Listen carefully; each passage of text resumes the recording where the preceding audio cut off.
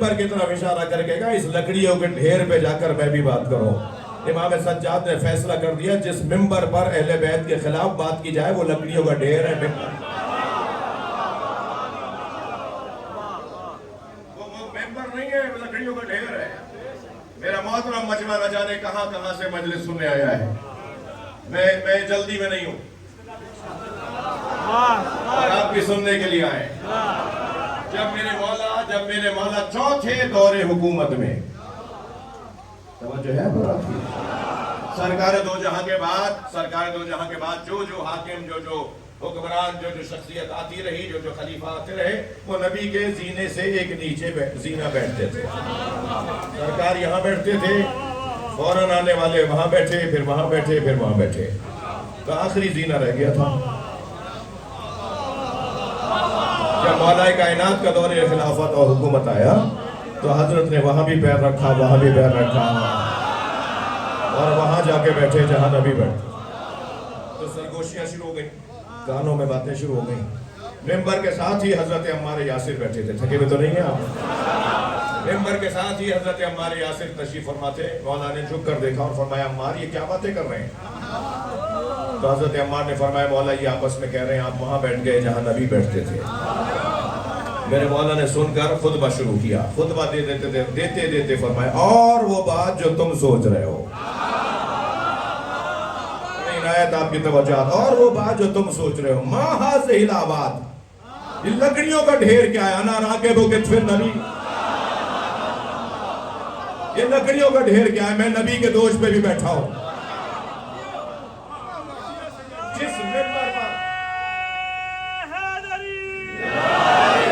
جس ممبر پر اللہ کی ناراضگی کی بات کی جائے، جس ممبر پر مخلوق کو راضی کرنے کے لیے خطاب کیا جائے، تھک گئے آپ نہیں.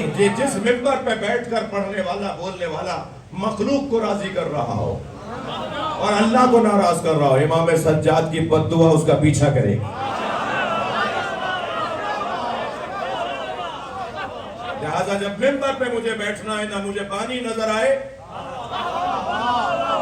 نہ مجھے سامع نظر آئے، مجھے مولا سجاد نظر آئے،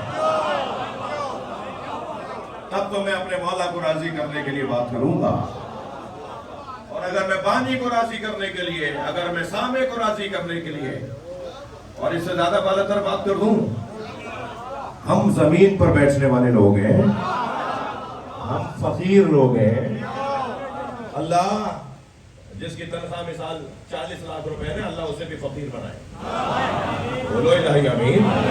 فقیر مانگنے والے کو نہیں کہتے، فقیر اس پیسے والے کو کہتے ہیں جو پیسے کے کھیر میں نہ ہو، جو پیسے کے چکر میں نہ ہو، جو پیسے کا محتاج نہ ہو. 10 ملین ڈالر کا گھر بنا لو مگر جھگی میں رہنے والے کو آدمی مانو.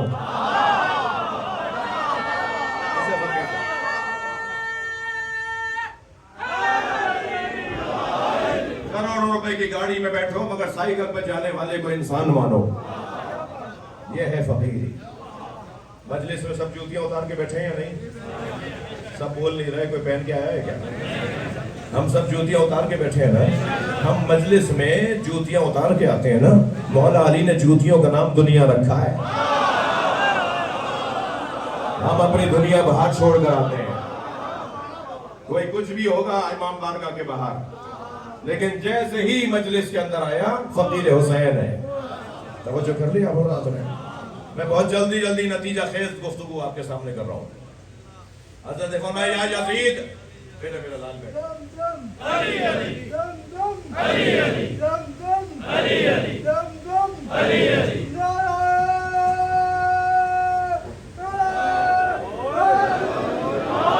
میرے مولا نے آواز دے کر فرمایا یا یزید اذلی ان اسد هذه الاواد.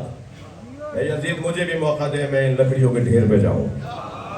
بابا یزید نے منع کر دیا، کہا نہیں آپ کو نہیں بولنے کا موقع. میرے مولا نے فرمایا اذلی ان اسد هذه الاواد، مجھے بھی اس لکڑی کے ڈھیر پہ جانے دے. فَأَتَكَلَّمُوا بِكَلِمَاتٍ لِلَّهِ فِيهِنَّ الرِّضَا وَلِهَٰؤُلَاءِ الْجُلَسَاءِ فِيهِنَّ أَجْرٌ وَثَوَابٌ. مجھے بھی بولنے کا موقع دو اور میں وہ بات کہوں گا جس سے میرا اللہ راضی ہے، اور میں وہ کہنا چاہتا ہوں جس سے ان سننے والوں کو اجر و ثواب ملے گا۔ میرے مولا نے وہاں بیٹھے لوگوں کو اجر و ثواب کی پیشکش کی، اسی وجہ سے تو وہ بولنا شروع ہو گئے کہ یزید بولنے دو، وہی مجمع بولنا شروع ہو گیا، یزید بولنے دو۔ پہلے تو اس نے انکار کیا، نہیں بولنے نہیں دوں گا، مجمع بولنے لگا انہیں بولنے دیا جائے۔ ایک نے تو کھڑے ہو کر کہا یزید اذلہ، انہیں اجازت دو حتی اسمعوا منہ الشیء، تاکہ ہم بھی سنیں یہ کیا کہنا چاہتے ہیں۔ جب مجمع نے بار بار کہنا شروع، سن رہے نا آپ، جب مجمع نے بار بار کہنا شروع کیا کہ انہیں بولنے کا موقع دیا جائے، دیکھو یہ کیا کہنا چاہتے ہیں، بولنے کا موقع دیا جائے، تو ایک مرتبہ یزید نے کیا کہا وہ سنا دیتا ہوں۔ اور یاد رکھیے فضیلت ہے ہی وہ جس کا اقراری دشمن ہو جائے۔